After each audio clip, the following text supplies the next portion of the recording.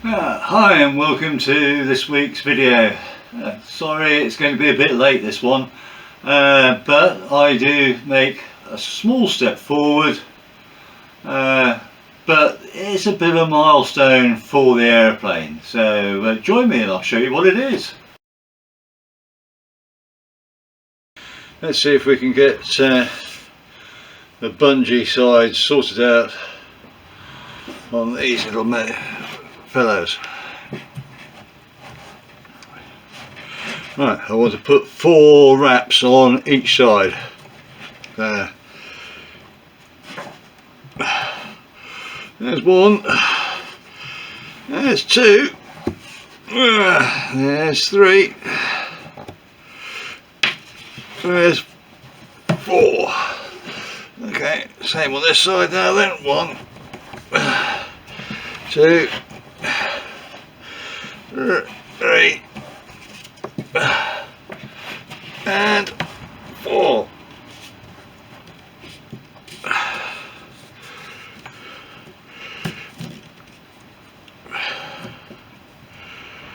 Get the end through.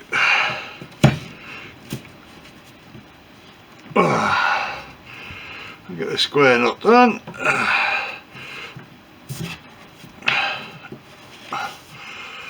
Nice reef knot. Okay.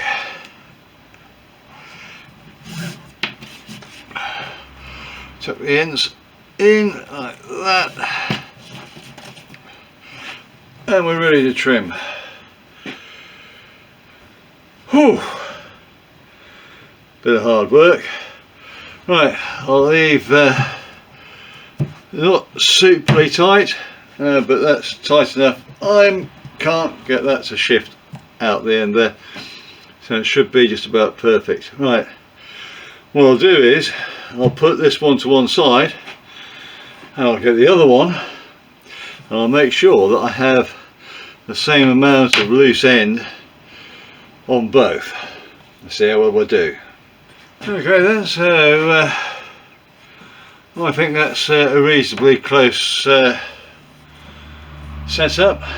As you can see, for doing the job I just used one of these sections of U-sections there to hold the one end, and this piece of foam just to keep it off the bench so I could actually put the tension into it.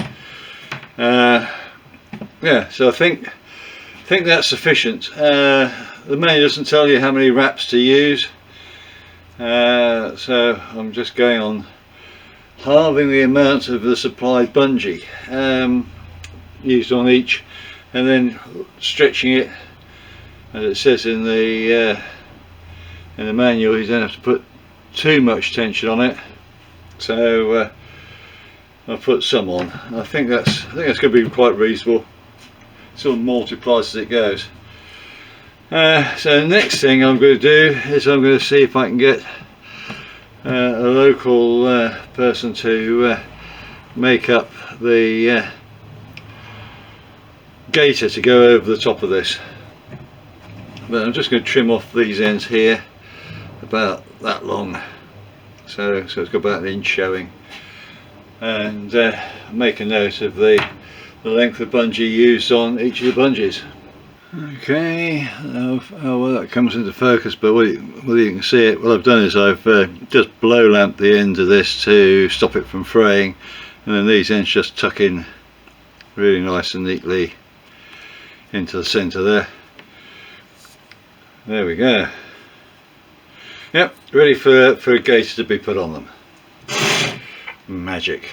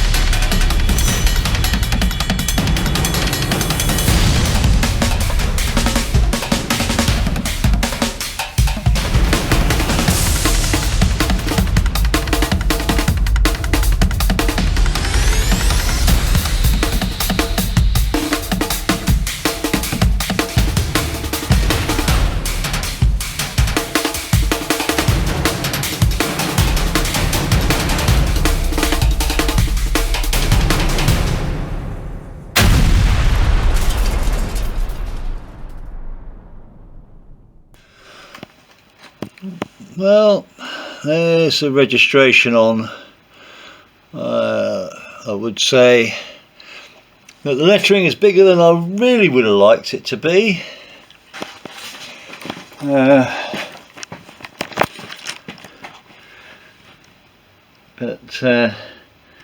there you go. It's really the height as specified by the CAA, 300 millimeters for the sides. It fills up the side of the aircraft quite a bit, but there we go, I have to put up with it. That's to contrast the colour of the aircraft, which that does. It's very classic being in black. So there we go. It's got to be 500 millimeters high on the wing, so that's even bigger.